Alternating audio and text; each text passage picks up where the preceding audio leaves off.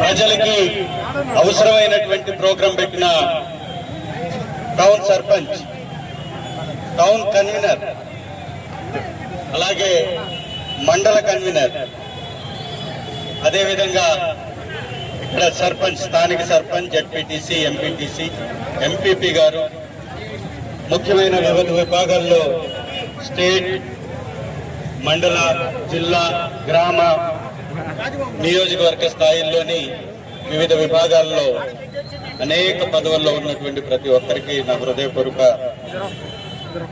ధన్యవాదాలు. మరీ ముఖ్యంగా వైఎస్ఆర్సీపీ ఆర్యవైశ్య సంఘం,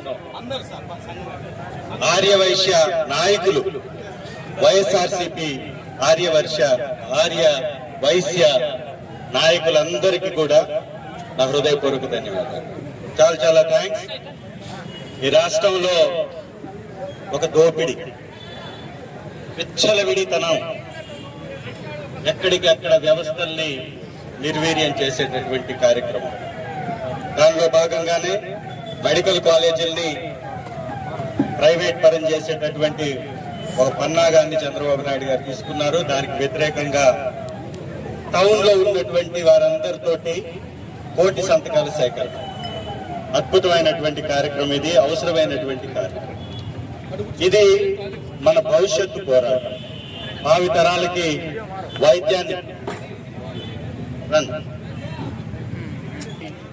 వైద్యాన్ని ఉచితంగా అందించాలనేటటువంటి ఒక దృఢ సంకల్పంతో, మంచి ఆలోచనతో జగనన్న మెడికల్ కాలేజీలు తీసుకొస్తే దాన్ని ప్రైవేట్ పరం చేస్తున్నటువంటి చంద్రబాబు నాయుడు గారికి వ్యతిరేకంగా మన గళాన్ని వినిపిస్తూ కోటి సంతకాల సేకరణ రాష్ట్ర వ్యాప్తంగా జరుగుతుంది. దానిలో భాగంగా ఈరోజు టౌన్ లో ఏర్పాటు చేశారు. ప్రతి ఒక్కరు కూడా ఈ యొక్క నియోజకవర్గం తరఫు నుంచి గవర్నర్ గారి లిఖిత పూర్వకంగా అయా ఖచ్చితంగా ప్రభుత్వమే ఈ వైద్య కళాశాలల్ని నిర్వహించాలి, పేద విద్యార్థులు వైద్య విద్యను చదవాలన్నా, పేదలకు వైద్యం అందాలన్నా ఉచితంగానే మెడికల్ కాలేజీలు ఉండాలి. రాష్ట్రంలో మెడికల్ కాలేజీలు కావాలని అడుగుతున్నటువంటి అనేక రాష్ట్రాలు కేంద్రంతో గోజారుతూ ఉంటే మాకు వద్దు అని చెప్తున్నటువంటి దుర్మార్గ ప్రభుత్వం ఈ కూటమి ప్రభుత్వం. మొన్నే చూసా నేను, 2 రోజుల క్రితం మద్దలకట్టుకు సంబంధించినటువంటి దుద్దెల వెంకటేశ్వర రెడ్డి తేలు గరిస్తే 2 రోజుల ముందు తేలు గరిస్తే దానికి సంబంధించినటువంటి వైద్యం ఎర్రగొండపాలెంలో లేదు. మార్కాపురం హాస్పిటల్కి వెళితే వైద్యం లేదు. నాకు 11 గంటల టైంలో కాల్ చేశారు నైట్. నేను సూపరింటెండెంట్ గారికి, వారి తర్వాత ఉన్నటువంటి అధికారులకి దాదాపు 7 మందికి కాల్ చేశా. ఇది మీడియా మిత్రులందరూ ఖచ్చితంగా రేపు రాయాలి.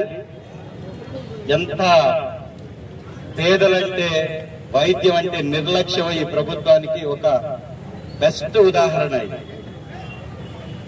నేను కాల్ చేసి సూపరింటెండెంట్ నుంచి ఇంకొక 5-6 మందికి కాల్స్ చేశాను. నేను చేయడంతో పాటు నా ఫోన్ ఎత్తడేమోనని, అంటే తెలియదేమోనని నాగార్జున రెడ్డి గారితో, మార్కాపురం మాజీ ఎమ్మెల్యే గారితో, ఇప్పుడు మరో మాజీ ఎమ్మెల్యే ఇప్పుడు ఇన్ఛార్జిగా ఉన్నటువంటి అన్నా రాంబాబు గారితో కూడా చేయించాను. ఎవరు ఫోన్ ఎత్తరే. లాస్ట్ కి డైరెక్ట్ గా వైద్య శాఖ మంత్రి వాళ్ళ పిఏ కొట్టారు. అయ్యా మీ పరిస్థితి ఇది, ఎవడో ఫోనే ఎత్తట్లేదు, మెసేజ్ పెట్టారు. నేను ఇది మెసేజ్ పెడితే అప్పుడు రెస్పాండ్ అయితే ఈ పరిస్థితి ఉంది అంటే ఇమీడియట్ గా నేను మాట్లాడతానన్నారు. ఆ లోపలే వీళ్ళు కాల్ చేశారు. నేను మెసేజ్ కాల్ చేసి ఇక్కడ తేలు కుడితే వెంటిలేటర్ మీదకి పేషెంట్ వెళ్తాడు, ఇక్కడ వెంటిలేటర్ సదుపాయం లేదు, ఒంగోలు తీసుకెళ్ళమంట. బతుకుతాడా మనిషి అంత ప్రమాదంలో? మళ్ళీ ఒంగోలు పోతే మళ్ళీ అదే పంచాయతీ కదా. మళ్ళీ అక్కడ వెళ్ళిన తర్వాత డాక్టర్ అందుబాటులో లేకపోవడం, మళ్ళీ ఉన్నటువంటి వెంటిలేటర్లు బిజీగా ఉండడం, ఇవన్నీ కూడా మళ్ళీ అక్కడ చెప్తారు. అవునా కదా? దాదాపు 3 గంటల దాకా మాట్లాడి అక్కడ సూపరింటెండెంట్కి ఫోన్ చేసి అక్కడ ఒక మనిషిని పంపించి ఒంగోలులో వీళ్ళు వెళ్ళేటప్పటికి అక్కడ డాక్టర్ని తీసుకొచ్చి ఒక వెంటిలేటర్ని అరేంజ్ చేయించి 3 గంటలకు పడుకుంది. ఇప్పుడు నిజంగా ఇదే మెడికల్ కాలేజ్ ఉంటే ఒంగోలు దాకా పోవాల్సిన అవసరం ఉండేదా? ఇది ఒకటి. ఇంకొకటి, యాక్సిడెంట్ అయింది సుంకేసులో.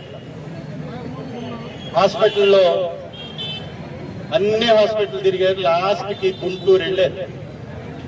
గుంటూరు వెళితే గుంటూరు జీజీహెచ్ హాస్పిటల్లో మా దగ్గర ట్రీట్మెంట్ లేదు అంటాడు. గుంటూరు ఎయిమ్స్కి తీసుకెళ్లారు. నేను ఎయిమ్స్ వాళ్ళతో మాట్లాడితే మా దగ్గర ఎక్విప్మెంట్ లేదు, మా దగ్గర డాక్టర్లు లేరంటారు ఎయిమ్స్. ఇవాళ ఆ ప్రైవేట్ హాస్పిటల్ ఏముందండి బ్రిడ్జ్ పక్కన? గుంటూరు తాడేపల్లి మణిపాల్ ప్రైవేట్ హాస్పిటల్ మణిపాల్లో చేరున్నాడు. ఇప్పటికే 3 లక్షలు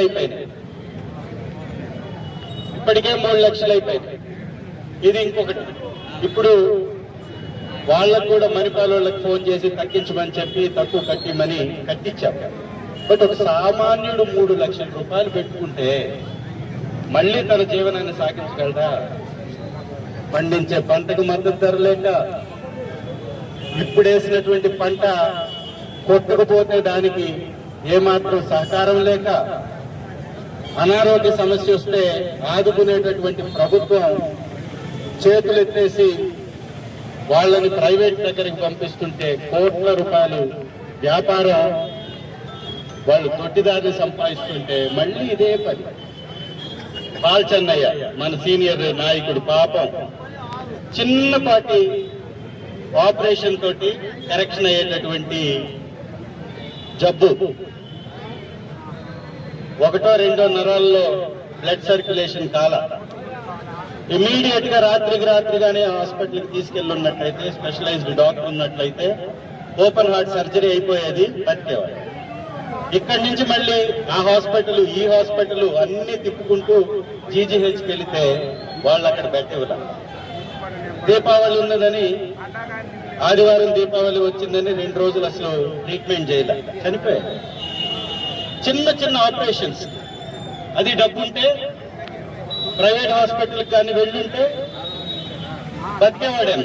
ఆయన దగ్గర స్తోమత లేదు. ఆడపిల్లలందరూ చనిపోయారు. ఇట్లాంటి కేసులు ఎన్ని, ఇలాంటి దయానీయమైనటువంటి సంఘటనలు ఎన్ని, ఎంత బ్రతుకు భారం అయిపోతుంది. ఇక్కడ 50,000 పైచిలకు ఎస్సీలు ఉన్నటువంటి ప్రాంతం, 20,000 పైచిలకు ఎస్టీలు ఉన్నటువంటి ప్రాంతం, 30,000 దాకా యాదవ సామాజిక వర్గం, బీసీలు ఇంకొక 50,000. అంటే ఎంత వెనకబడినటువంటి ప్రాంతం. రెడ్డి సామాజిక వర్గం, ఓసీలలో కూడా అన్ని సామాజిక వర్గాలలో వెనుకబడినటువంటి పేదలు ఉన్నటువంటి ప్రాంతం. అన్ని సామాజిక వర్గాలు, ఒకటని కాదు, అన్ని కులాలలో ఎవరు పెట్టుకోగలరు? 10 లక్షలు 20 లక్షలు ట్రీట్మెంట్కి ఎవరు పెట్టుకోగలరా? ఆ స్తోమత, ఆ స్థాయి ఈ నియోజకవర్గానికి ఉందా? ఈ పశ్చిమ ప్రకాశానికి ఉందా? ఎకరం భూమి 10 లక్షల రూపాయలు అమ్ముకునేటటువంటి స్థాయి రావడానికి 100 సంవత్సరాలు పట్టింది స్వతంత్రం తర్వాత. 1 ఎకరం అమ్మితే ఒక చిన్న ఆపరేషన్ జరగనటువంటి పరిస్థితి. ఆ తర్వాత ఎట్లా? వాళ్ళ బిడ్డలకి ఎట్లా? వాళ్ళ ఆరోగ్యం, వాళ్ళ జీవితం బాగుపడాలంటే ఎట్లా? కాబట్టి ఇది అత్యంత ఇంపార్టెంట్. ఇదేమి రాజకీయం కోసం జగనన్న తెచ్చినటువంటి కార్యక్రమం కాదు. ఇవాళ అత్యంత ఇంపార్టెంట్ కార్యక్రమం. మా పాపకి నిన్న చిన్న జారిపడి చెయ్యిరిగింది. నైట్ చిన్న ఆపరేషన్ చేయాలి, ఇప్పుడు ఆపరేషన్ చేయించాలి. కానీ అది ఆపుకొని ఇక్కడికి వచ్చి, ఎందుకంటే ఇది అంత ఇంపార్టెంట్ కాదు. నా పాపకే అలా ఉంటే మిగిలిన వాళ్ళ పరిస్థితి ఏంటి? అంటే పెట్టుకోగలం కాబట్టి ప్రైవేట్ హాస్పిటల్కి వెళ్తాం, ఆపరేషన్ చేయించుకుంటాం. పెట్టుకోలేని వాళ్ళ పరిస్థితి, చిన్న యాక్సిడెంట్, కరెంట్ షాక్ కొడితే ప్రైవేట్ హాస్పిటల్, తేలు కొడితే ప్రైవేట్ హాస్పిటల్, పాము కరిస్తే ప్రైవేట్ హాస్పిటల్, ఏదైనా దెబ్బ తగిలితే ప్రైవేట్ హాస్పిటల్, చిన్న ఆటో బోల్తా పడితే ప్రాణాలు పోతున్నటువంటి పరిస్థితి. ఏంది? మందు తాగడం. ఈ రైతులు మద్దతు ధర లేక మందు తాగి చనిపోతున్నటువంటి రైతులు ఒకవైపున, చిన్న చిన్న సంఘటనలకు ప్రాణాలు పోతుంది. కాబట్టి ఇది అంత ఇంపార్టెంట్ ప్రోగ్రాం, చాలా చాలా అతి ముఖ్యమైనటువంటి ప్రోగ్రాం. కోటి సంతకాలు సేకరిస్తుంది ఈ ప్రాంత భవిష్యత్తు కోసం తప్ప వైఎస్ఆర్ కాంగ్రెస్ పార్టీ కోసం కాదు. వైఎస్ఆర్ కాంగ్రెస్ పార్టీ ప్రజల పక్షాన ఉంటుంది, పోరాటం చేస్తుంది, ప్రజలకి మద్దతుగానే తప్ప రాజకీయం కోసం కాదు. ఇక్కడ ఉన్నటువంటి వ్యక్తులకి బాధ్యత లేకుండా వ్యవహరిస్తుంది. బ్లడ్ బ్యాంకుకి సంబంధించి 16 నెలల నుంచి ఇదిగో ఎక్విప్మెంట్ వస్తుంది, అదిగో ఎక్విప్మెంట్ వస్తుంది. వైఎస్ఆర్ కాంగ్రెస్ పార్టీలో అప్రూవల్ అయింది బ్లడ్ బ్యాంక్ మన హాస్పిటల్, ఇప్పటికి వచ్చిందా? 16 నెలలు ట్రాన్స్పోర్ట్ లో ఉంటుందా? 16 నెలల నుంచి ట్రాన్స్పోర్ట్ లోనే ఉందంట. అంటే ఇక్కడ పెడితే ఇంకొకరికి ఎవరికో నష్టం జరుగుతుంది, లేదా ఆ ప్రైవేట్ వాళ్ళు అక్కడ ఉన్న హాస్పిటల్ ని తీసుకోరు. సో ప్రభుత్వం కావాలని ఇది వ్యాపారంగా వైద్యాన్ని మార్చుకోవడానికి చేస్తున్నటువంటి పని. దీని మీద దయచేసి ప్రతి ఒక్కరు కూడా చురుకుగా పాల్పంచుకోవాలి. ఈ రోజు కల్లా కంప్లీట్ చేద్దాం అనుకున్నాం. ఒక్క రోజులో ఖచ్చితంగా ప్రతి చోట, రేపు ఎల్లుండి ఒక్కరోజు కేటాయించండి చాలు, ప్రతి చోట జరగాలి. 60,000 సంతకాలు మన నియోజకవర్గం నుంచి 2 రోజుల్లో సమీకరించి ఇవ్వాలి. ఎవరైతే నాయకులు ఇవ్వలేకపోతున్నారో దయచేసి ఇమీడియట్ గా తీసుకోండి.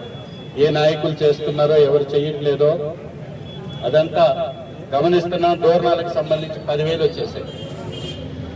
వైఎస్ఆర్ కాంగ్రెస్ పార్టీ దూరణాల నాయకులకి నా హృదయపూర్వక ధన్యవాదాలు. అలాగే ఎర్రగొండపాలెం కూడా 2వ స్థానంలో 7,000 ఇచ్చారు. 7,000 ఈ 2 రోజుల్లో 15,000 దాటాల. ఇక్కడ ఉన్నటువంటి నాయకులు, బలమైనటువంటి నాయకులు ఉన్నటువంటి ప్రాంతం ఇది. కొంచెం దృష్టి పెట్టండి,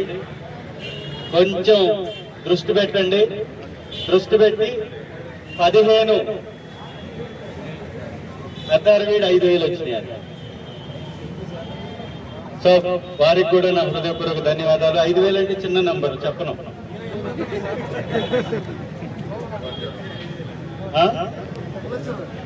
ఎవరికి ఇచ్చా? 8,000 పిల్లలు